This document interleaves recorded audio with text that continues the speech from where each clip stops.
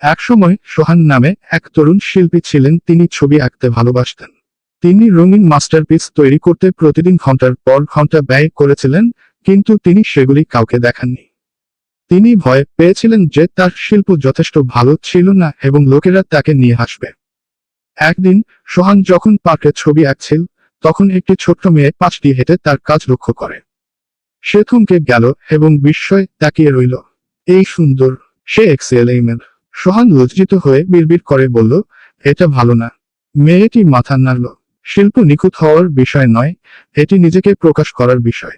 আপনি যা করেন তা অন্য কেউ তৈরি করতে পারেন না, কারণ এটি আপনার। তার কথায় উৎসাহিত হয়ে সোহান তার চিত্রকর্ম অন্যদের সাথে শেয়ার করার সিদ্ধান্ত নেয়। তাকে অবাক করে দিয়ে লোকেরা তার কাজ পছন্দ করেছিল এবং তার অনন্য শৈলীর প্রশংসা করেছিল।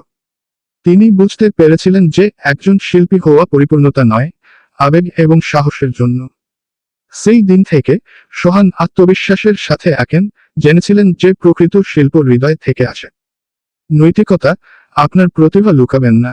বিশ্বের সাথে আপনার উপহার শেয়ার করুন, কারণ তারা অনন্য এবং মূল্যবান।